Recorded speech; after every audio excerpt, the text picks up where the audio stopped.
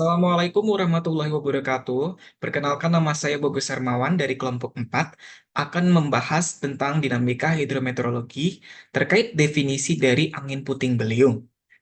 Menurut Peraturan Kepala Badan Meteorologi, Klimatologi, dan Geofisika tahun 2010 menyatakan angin kencang adalah angin dengan kecepatan di atas 25 knots atau 45 km per jam.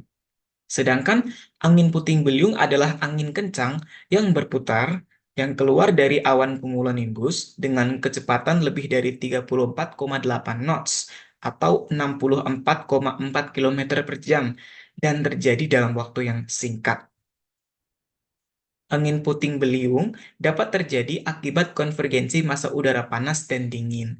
Pertemuan kedua massa udara ini menimbulkan pergerakan vertikal yang kuat yang kemudian membentuk awan cumulonimbus. Awan cumulonimbus ini memiliki arus udara naik yang cukup kuat sehingga dapat menggerakkan massa udara di sekitarnya serta menciptakan pusaran angin yang berputar dengan sangat kencang. Pusaran angin inilah yang disebut dengan angin puting beliung. Oke, selanjutnya terdapat karakteristik kondisi cuaca sebelum dan pada saat terjadinya angin puting beliung. Nah, karakteristik tersebut meliputi suhu, jenis awan, kelembapan, tekanan udara, intensitas curah hujan, kecepatan angin, dan arah angin. Nah, yang pertama itu ada suhu. Jadi, sebelum terjadinya angin puting beliung, suhu pada pagi hingga sore hari relatif sama seperti suhu sebelumnya atau pada umumnya. Namun, karena adanya radiasi matahari yang cukup kuat, maka terdapat perbedaan suhu udara saat malam dan pagi hari saat kejadian angin puting beliung, yaitu suhu akan meningkat hingga 4,5 derajat Celcius sehingga suhu udara akan terasa lebih panas dan pengap. Sedangkan saat terjadinya angin puting beliung, suhu udara akan terasa lebih dingin karena turunnya massa udara sehingga suhu udara kembali normal seperti sebelumnya atau bahkan lebih rendah. Nah, yang kedua ada jenis awan. Jadi, sebelum terjadinya angin puting beliung akan terlihat awan cumulonimbus.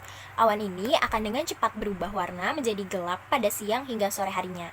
Nah, sama halnya dengan saat terjadinya angin puting beliung, jenis awan yang muncul cenderung sama seperti sebelum kejadian, yaitu awan cumulonimbus yang berwarna gelap. Nah, yang ketiga ada kelembapan. Jadi, sebelum terjadinya angin puting beliung, udara mulai terasa lembab dan basah tidak seperti hari-hari lainnya. Nah, sedangkan saat terjadinya hal tersebut, kelembapan udara akan lebih meningkat saat kejadian. Selanjutnya, yang keempat, yaitu tekanan udara. Nah, jadi sebelum terjadinya angin puting beliung, tekanan udara cenderung mengalami penurunan. Sedangkan saat terjadinya hal tersebut, tekanan udara cenderung naik secara signifikan dibandingkan dengan sebelum kejadian. Nah, yang kelima terdapat intensitas curah hujan. Jadi sebelum terjadinya angin puting beliung, curah hujan standar, tidak begitu tinggi. Sedangkan saat terjadinya angin puting beliung, curah hujan meningkat dan dibarengi umumnya dengan adanya kilat dan juga petir. Nah, yang keenam terdapat kecepatan angin. Jadi, sebelum terjadinya angin puting beliung, angin bertiup kencang dan terasa tidak stabil. Sedangkan saat terjadinya hal tersebut, kecepatan angin meningkat sangat drastis, bahkan bisa mencapai maksimum atau nilai tertingginya. Nah, yang terakhir yaitu ada arah angin. Jadi, sebelum terjadinya angin puting beliung, arah angin lumayan berubah-ubah dan tidak menentu. Sedangkan saat terjadinya hal tersebut, arah angin akan bergerak berputar dengan kencang sesuai dengan tekanan udaranya, dan arah angin itu bergerak dari daerah yang tekanan tinggi hingga ke tekanan yang rendah. Oke, selanjutnya ada faktor-faktor. Yang pertama ada pergeseran angin, yang dimana saat badai petir terbentuk, udara hangat dan lembab akan naik atau biasa disebut updraft karena pengaruh dari rotasi bumi. Di sisi lain, udara dingin dan kering akan turun yang biasa disebut downdraft, yang akan membawa putaran udara yang berlawanan arah. Selanjutnya ada suhu, yang dimana kenaikan suhu dapat meningkatkan jumlah energi yang tersedia di atmosfer. Nah, hal ini dapat memperkuat updraft dalam badai yang pada gilirannya dapat meningkatkan potensi pembentukan dari angin puting beliung. Selanjutnya ada tekanan udara yang rendah. Tekanan udara yang rendah akan menciptakan ruang bagi udara untuk naik dengan cepat yang dapat memperkuat updraft dalam badai seperti yang sudah saya jelaskan tadi. Lalu tekanan udara rendah juga dapat mempengaruhi rotasi badai yang merupakan faktor penting dalam pembentukan angin puting beliung. Lalu ada ketidakstabilan atmosfer, di mana kondisi ini udara mudah naik dan turun secara vertikal. Hal ini terjadi ketika udara hangat dan ringan berada di atas udara dingin dan berat. Udara hangat yang kurang padat akan naik karena gaya apung, sedangkan udara dingin yang lebih padat akan turun ke bawah. Baik, selanjutnya saya akan menjelaskan mengenai proses terjadinya puting beliung. Yang pertama, yaitu pemanasan matahari. Pemanasan matahari ini menyebabkan konveksi udara, pembentukan awan cumulonimbus, serta rotasi udara di dalam badai. Interaksi antara faktor-faktor ini dapat menyebabkan terbentuknya puting beliung ketika kondisi atmosfer yang mendukung rotasi udara ini memadai. Oleh karena itu, pemahaman tentang proses pemanasan matahari serta kondisi atmosfer yang mendukung pembentukan puting beliung penting dalam memitigasi dampak yang ditimbulkan serta untuk meningkatkan sistem peringatan dini yang efektif. Selanjutnya, yaitu suhu udara mengembang. Suhu di wilayah yang terkena badai cenderung mengalami peningkatan atau perubahan yang signifikan. Pemanasan matahari memainkan peran utama dalam peningkatan suhu ini, memicu konveksi udara yang mengarah pada pembentukan badai termasuk puting beliung juga. Selanjutnya yaitu pembentukan awan cumulus.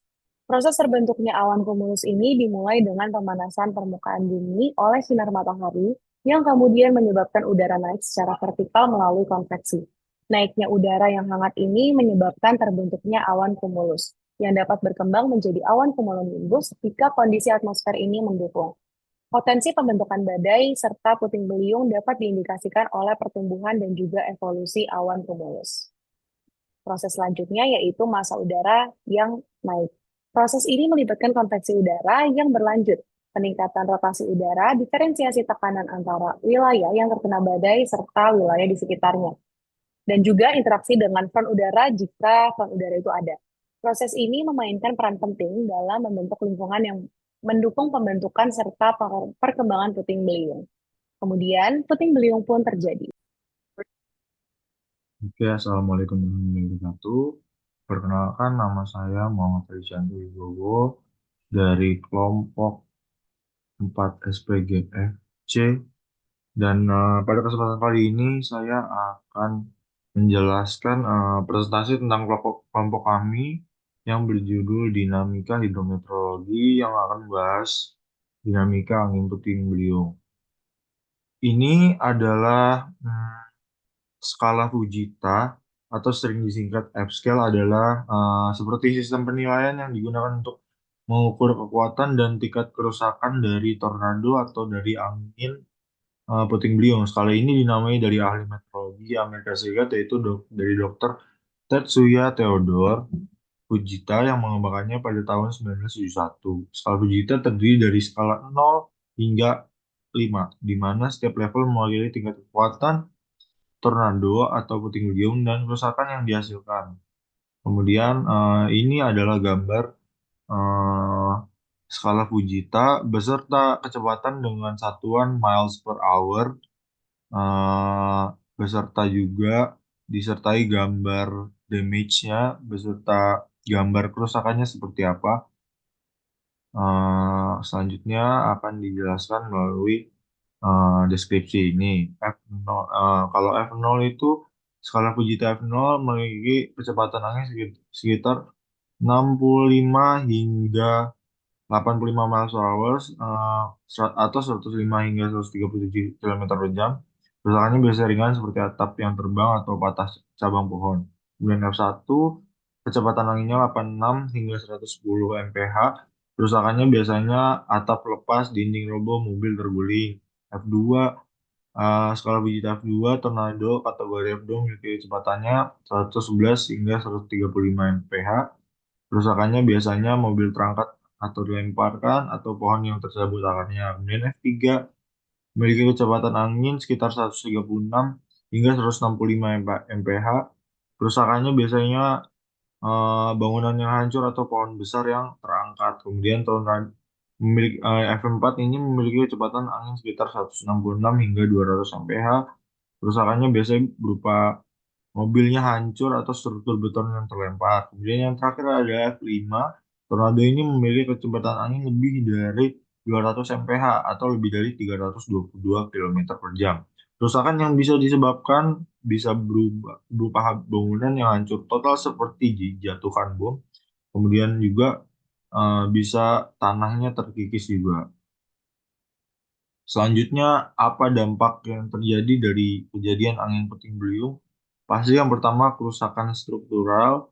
Angin puting beliung dapat menyebabkan kerusakan struktural yang signifikan pada bangunan rumah dan infrastruktur lainnya. Struktur yang tidak kokoh dapat runtuh atau rusak parah karena memang tekanan angin yang dihasilkan puting beliung cukup tinggi. Kemudian penghancuran vegetasi juga berdampak pada kejadian angin puting beliung ini karena pohon-pohonnya besar dapat tumbang, kemudian cabang-cabang dapat patah dan vegetasi lainnya dapat dirusak serius. Karena memang dari kecepatan angin puting beliung ini bisa dilihat juga dari skala Fujita tadi. Hal ini dapat mengganggu ekosistem lokal dan dapat menyebabkan kerugian ekonomi bagi pertanian dan kehutanan. Kemudian yang terakhir adalah dampak lingkungan. Angin puting beliung dapat menyebabkan kerusakan signifikan pada lingkungan, termasuk erosi tanah, penurunan kualitas air, dan kerusakan habitat satwa liar. Lumpur dan material berbahaya juga dapat terbawa oleh angin dan menyebabkan pencemaran lingkungan. Terima kasih.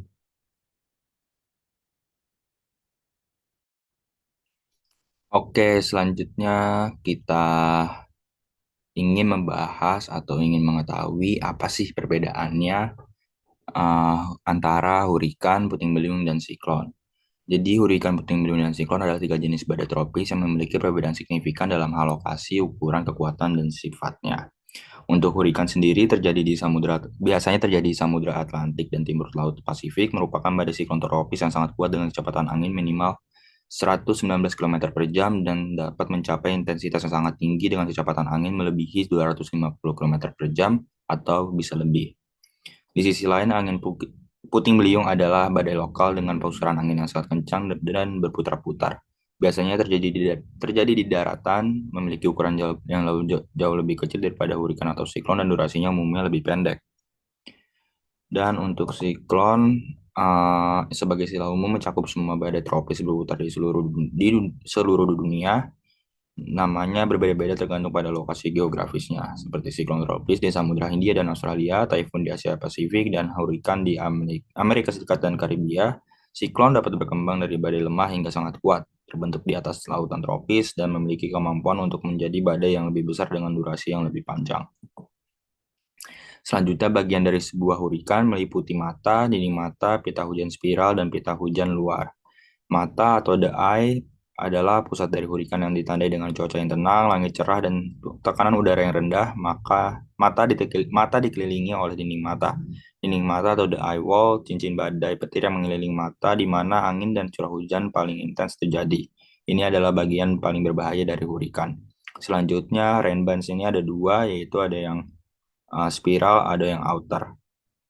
Kalau untuk yang spiral ini adalah pita badai petir yang berputar keluar dari dinding mata membawa hujan lebat dan angin kencang. Pita-pita ini dapat membentang ratusan mil dari pusat badai. Yang outer rain bands, pita badai petir lebih jauh dari pusat hurikan dan dapat menghasilkan hujan sedang hingga lebat dan angin kencang. Selanjutnya, bagian dari puting beliung. Yang pertama adalah funnel cloud atau awan pipa. Ini adalah awan yang terbentuk seperti pipa atau tabung yang terbentuk di atas tanah atau air, tetapi belum menyentuh permukaan. Funnel cloud ini adalah tahapan awal dari puting beliung. Yang kedua adalah debris cloud atau awan puing. Ketika puting beliung menyentuh tanah, ia dapat mengangkat debu, rumput, daun, dan benda-benda lainnya dari permukaan, membentuk awan puing yang mengelilingi pusaran udara. Yang ketiga, spiral inflow atau aliran masuk spiral. Ini adalah pola aliran udara yang masuk ke dalam pusaran puting beliung secara spiral di sekitar pusatnya. Udara ini masuk ke dalam pusaran udara pusat puting beliung dari sekelilingnya, membawa kelembapan dan energi yang diperlukan untuk memelihara dan memperkuat badai. Yang keempat, spiral updraft atau angin naik spiral. Ini adalah pola angin naik yang berputar di dalam puting beliung membawa udara hangat dan lembab ke atas. Angin naik ini menghasilkan ketinggian awan cumulonimbus yang tinggi di atas pusat puting beliung dan merupakan tempat di mana awan pipa atau funnel cloud dan awan puting beliung terbentuk. Yang terakhir, cumulonimbus cloud ini adalah jenis awan yang sangat besar dan tebal dan yang sering kali terkait di badai petir, hujan deras, angin kencang, dan fenomena cuaca ekstrim lainnya. Ini adalah awan yang bertanggung jawab atas pembentukan puting beliung atau tornado. Yang terakhir, waspada tornado. Jika terjadi tornado, Anda harus mencari perlindungan dengan turun ke tempat serendah mungkin, seperti ruang bawah tanah. Selain itu, Anda harus mencoba ke bawah sesuatu yang kokoh dan tutupi kepala Anda sampai tornado berlalu. Sekian pembahasan dari saya. Assalamualaikum warahmatullahi wabarakatuh.